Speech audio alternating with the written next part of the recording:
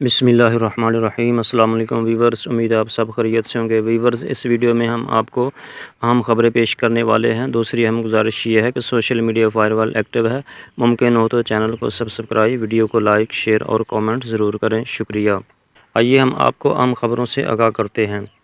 P T I نے 9 نومبر کو سوابی میں جلسے کا اعلان کر دیا۔ عمران خان نے اپنے کارکنوں سے کہا ہے کہ آپ کا قائد ڈٹا ہوا ہے، آپ بھی ڈٹے رہیں۔ عمران خان نے ایک بار پھر بنیادی انسانی حقوق کی خلاف ورزیوں پر سپریم کورٹ سے رجوع کرنے کا اعلان کر دیا۔ فیصل چودھری نے اڈیالہ جیل میں ملاقات کے بعد صحافیوں سے گفتگو کرتے ہوئے کہا، عمران خان کے ساتھ جانوروں سے بھی بدتر سلوک کیا گیا، لیکن وہ پھر بھی ڈیل نہیں کرے گا۔ شعیب شہین۔ پاکستان کا اپنی تباہی میں سب سے بڑا کردار دوہری شہریت کا ہے۔ پاکستان کو دوہری شہریت ختم کرنی چاہیے، جس طرح بھارت نے ختم کی ہے۔ ہم باہر بیٹھے سانپ پال رہے ہیں، جنہوں نے پاکستان میں فراڈ کیا، غبن کیا اور باہر بھاگ گئے ہیں۔ ابصار عالم۔ مریم نواز نے بھارتی پنجاب کے وزیر اعلیٰ کے ساتھ مل کر کام کرنے کا اعلان کیا۔ علی امین گنڈاپور نے افغانستان سے بات چیت کا کہا تو ڈیفنس منسٹری نے شور مچا دیا۔ انہوں نے کہا کہ یہ تو بہت بغاوت کر دی، آپ کریں تو واہ واہ، ہم کریں تو غداری، اسٹینڈرڈ ایک رکھیں۔ اسد قیصر۔ اگر آپ کے پاس پیسے نہیں ہیں تو آپ بھی قیمتی سرکاری زمین دے کر صحافیوں کو رشوت دے سکتے ہیں۔ یہی کام ہمیشہ سے مسلم لیگ نون کرتی آئی ہے۔ عدلیہ کو قابو کرو، کرپٹ بیوروکریٹس کو مقرر کرو، صحافیوں کو رشوت دو، جمہوریت پر قبضہ کرو اور جب ضرورت ہو تو چاپلوسی کرو۔ عواب علوی۔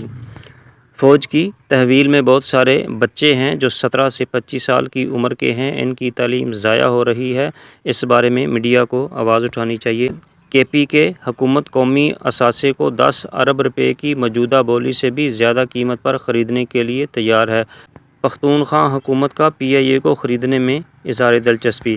قاضی فائز عیسیٰ مجھ پر ہونے والے جبر کا براہ راست حصہ رہے ہیں، لہٰذا جب بھی لوگ ان کے خلاف احتجاج کرتے ہیں اور آئینہ دکھاتے ہیں تو مجھے دلی سکون ملتا ہے۔ شکریہ پاکستان۔ عمران ریاض خان۔ اگر پی ٹی آئی نے غیر معمولی احتجاج کرنے کا پروگرام بنایا تو اسے روکنے کے لیے انتظامات بھی غیر معمولی ہوں گے۔ 3 لاکھ لوگ تو خود عمران خان بھی نہیں لا سکے تھے جب ان کا گراف بہت اونچا تھا۔ اگر عمران خان 1 مہینے میں رہا ہو رہے ہیں تو تحریک کی تیاری کیوں ہو رہی ہے؟ Rana Sanaullah. P T I سے انقلاب نہیں مینج ہو رہا اور اسٹیبلشمنٹ سے عمران خان۔ فواد چودھری۔ جو 160 ایم این ایز نے خط لکھا ہے، اس کے بعد اب امریکہ کے ایوانوں میں زلزلہ آ جائے گا۔ بائیڈن کو اپنی مہم چھوڑ دینی چاہیے، جبکہ ٹرمپ اپنی مہم چھوڑ کر وائٹ ہاؤس بھاگتا ہوا آئے گا کہ یہ کیا ہو گیا۔ ساری انتظامیہ سر جوڑ کر بیٹھ جائے گی کہ اب اس کا کیسے جواب دینا ہے۔ ارشاد بٹی۔ عمران خان کو 60 سال سے جانتا ہوں، وہ پریشر میں نہیں آئے گا۔ اعتزاز احسن۔ حماس نے غزہ میں عارضی جنگ بندی کی تجاویز کو ٹھکرا دیا ہے اور واضح کیا ہے کہ وہ غزہ پر جاری جارحیت کو روکنے اور غزہ کی پٹی سے مکمل محاصرہ ہٹانے کی شرط پر قائم ہے۔ حماس کے ترجمان نے روسی خبر رساں ایجنسی سے بات کرتے ہوئے کہا ہے کہ تحریک کسی بھی عارضی یا جزوی اقدامات کی بجائے مؤثر اور دیر پا حل پر زور دیتی ہے جو فلسطینی عوام کے حقوق کا مکمل تحفظ کرے۔ ایران کے سپریم لیڈر آیت اللہ علی خامنائی نے دھمکی دی ہے کہ ایران اور اس کے اتحادیوں پر حملوں کے جواب میں اسرائیل اور امریکہ کو سخت جواب دیا جائے گا۔ اسرائیل کی پولیس کا کہنا ہے کہ تل ابیب سے لگ بھگ 25 کلومیٹر دور واقع تیرا شہر میں راکٹ حملے میں کم از کم 19 افراد زخمی ہوئے ہیں۔ اسرائیلی فوج کے مطابق ہفتے کی الصبح لبنان سے وسطی اسرائیل کی طرف 3 پروجیکٹائلز فائر کیے گئے۔ اسرائیل کی وزارت خارجہ نے سوشل میڈیا پر ویڈیوز پوسٹ کی ہیں جس میں ایک عمارت سے آگ اور دھواں اٹھتا نظر آ رہا ہے، جبکہ ہنگامی امداد کے لیے عملہ موجود ہے۔ وزارت خارجہ کا کہنا ہے کہ اسرائیلی عرب ٹاؤن تیرا میں ایک عمارت پر حزب اللہ کے راکٹ لگنے سے 19 شہری زخمی ہوئے ہیں۔ ان کے بقول اسرائیل حزب اللہ کے خاتمے تک آرام سے نہیں بیٹھے گا۔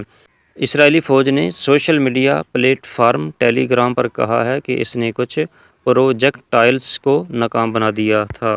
دوسری جانب جمعے کو اسرائیل کے لبنان کی وادی بیکا میں فضائی حملے میں کم از کم 52 افراد ہلاک جبکہ 72 زخمی ہو گئے۔ حملے کے بعد سامنے آنے والی ویڈیوز میں دیکھا گیا ہے کہ کچھ عمارتیں ملبے کا ڈھیر بن گئی ہیں اور ان میں سے دھواں اٹھ رہا ہے۔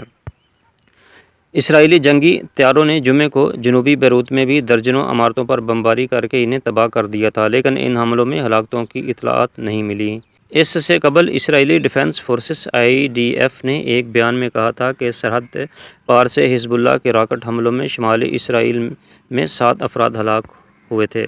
اسرائیل اور حزب اللہ کے درمیان حالیہ کشیدگی کا آغاز 7 اکتوبر 2023 کو فلسطینی عسکریت تنظیم حماس کے اسرائیل پر حملے کے بعد سے ہوا تھا، جس میں حالیہ دنوں میں مزید اضافہ ہوا ہے اور دونوں فریق کا ایک دوسرے پر حملے کا سلسلہ جاری ہے۔